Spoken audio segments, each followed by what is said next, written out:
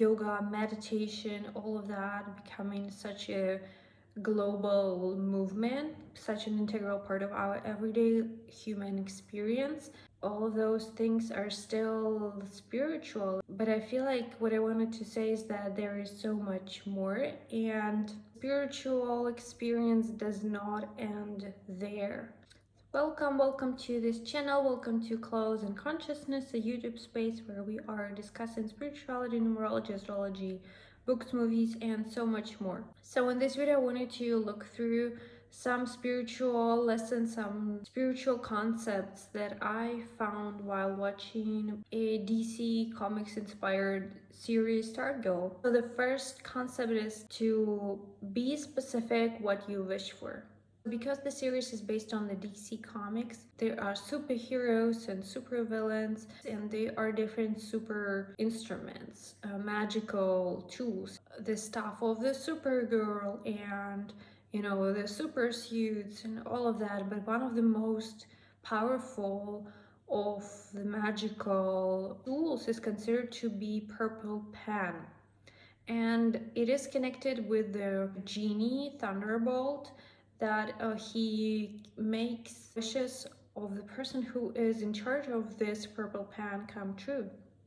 So it is kind of a concept of a genie and wishing and making a wish. But I feel like in the series it is interesting that having this magical tool, and it is super powerful, but still they don't use it all of the time because they're not sure how it is gonna come through, because depending on the words that they are using, the results of their wish can be unpredictable. So it can show up in a different way that they would had in mind.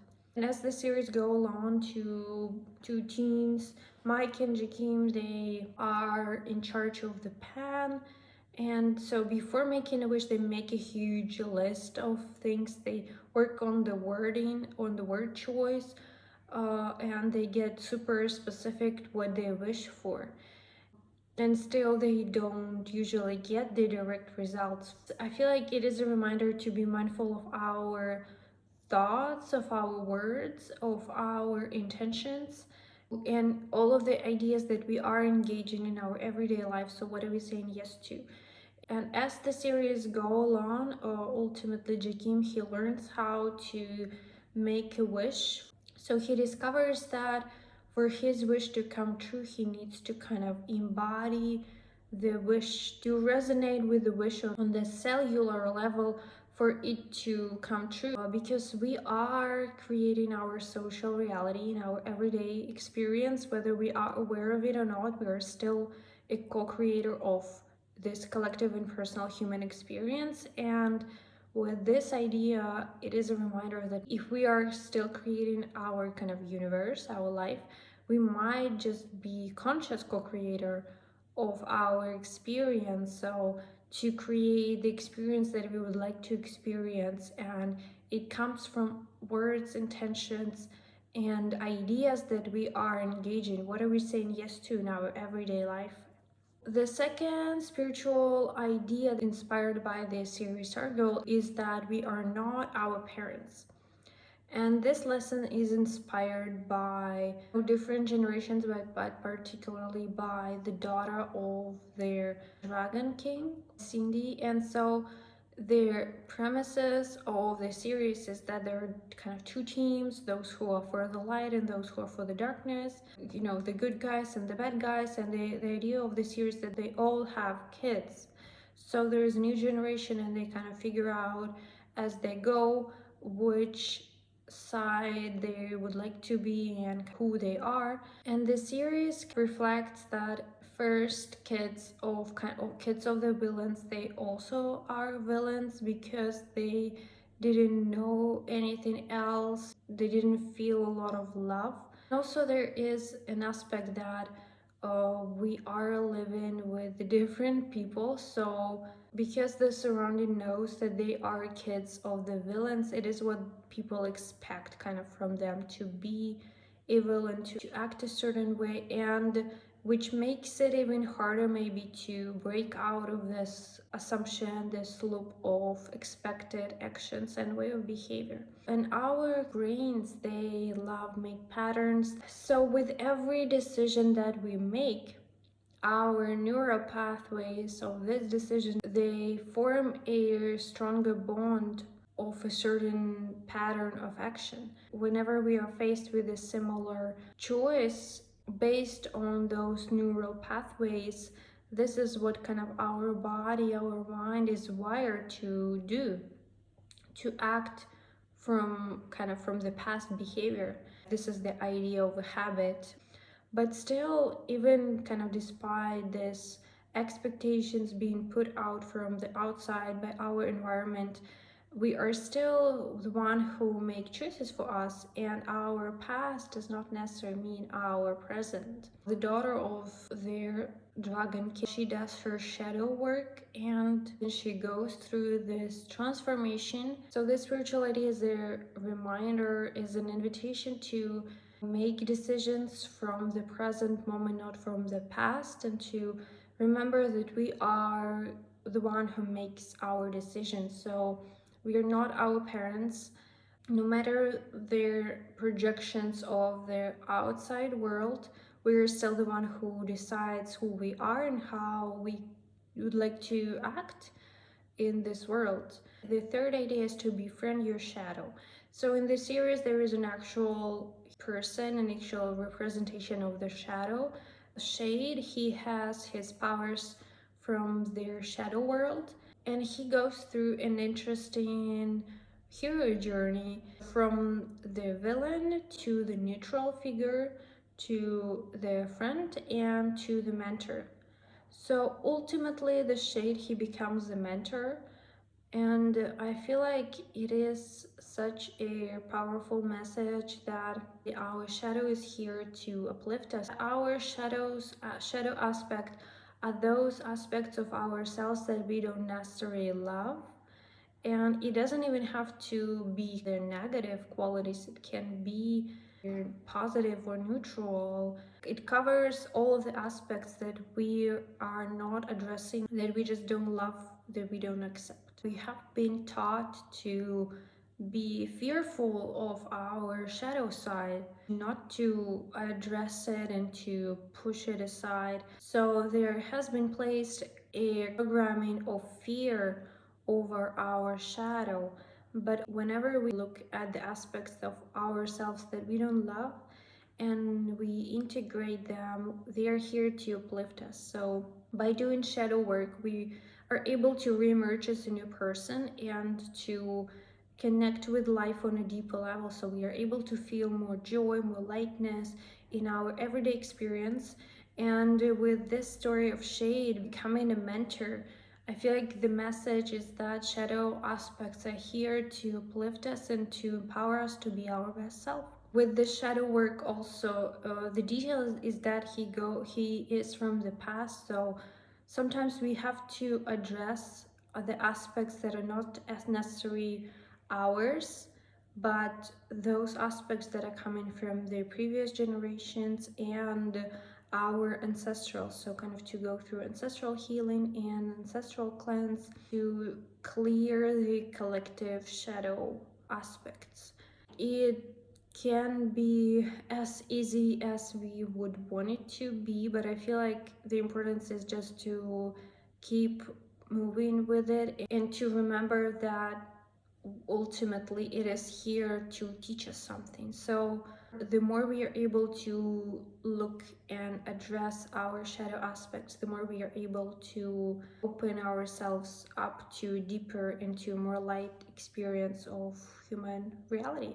Because the time is not linear, by doing this shadow work, we are healing the generations outside of their time limit. So we are healing the past, but also healing the future. Spiritual idea number 4 is to be mindful how we apply our instruments. So in this series, there is a family of musicians, and they are on their evil side. They're playing violin. They're super talented, so they're playing high notes. And with this intention and the skill of playing high notes, they do a lot of harm with the sound wave. Yeah, and I was watching actually this episode with my mom. Hi, mom. And I was kind of blown away. I was thinking, okay, so he is the most powerful, sound, everything is the sound. I was wondering, is there even a way to apply all of this kind of force, all of this sound for their benefit? Because there has been done so much harm. So is there a way to reverse the process? My mom actually, she reminded me that, of course, depending on how you apply the instrument, so who is playing and with what intention, the results are going to be different. In the case of this family, so because the Stargirl is based on a kind of new generation of superheroes, new generation of a younger generation, so the son gets to play a violin, and because he is kind of left alone and confused and hurt, he is not able to deal with all of that emotional trauma, and he projects their inner pain, the inner struggle and frustration that he feels on the outside with the instrument. I feel like this lesson, this idea, it reminds us that what we have inside is what is going to be projected outside, and also that for us to share, to be able to share something, we first have to have it kind of within. In this way, usually people who are hurting or bullying, they are usually the one who needs the love the most.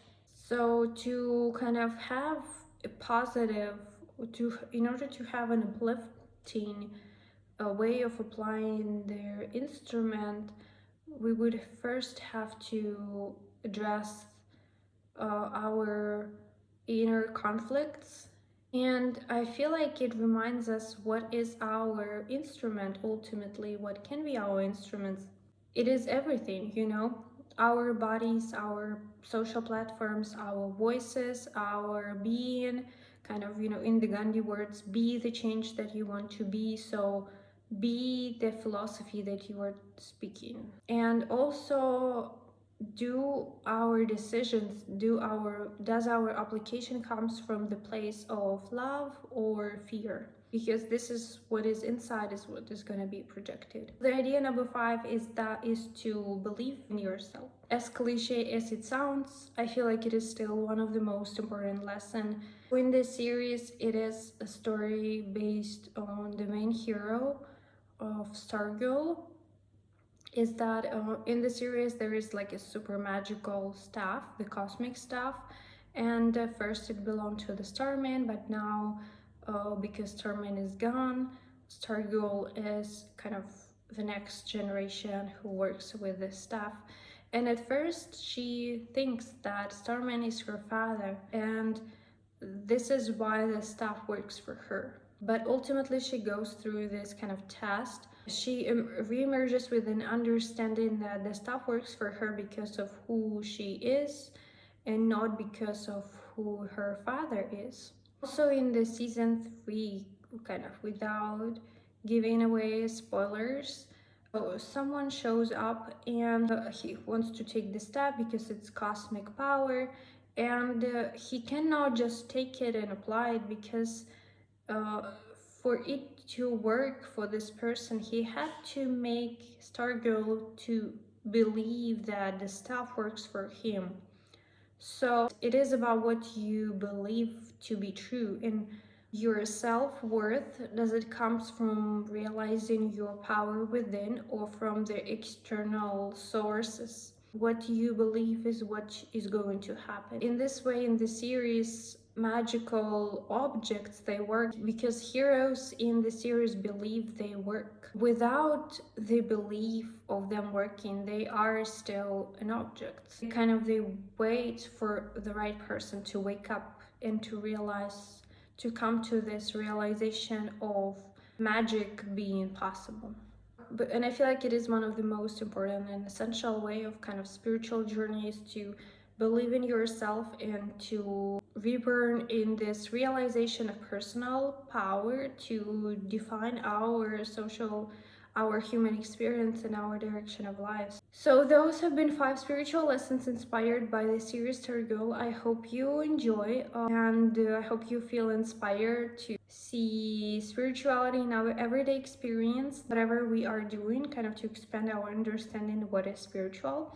Let me know in the comments if there is any movie or series that or book that you feel inspired to be considered.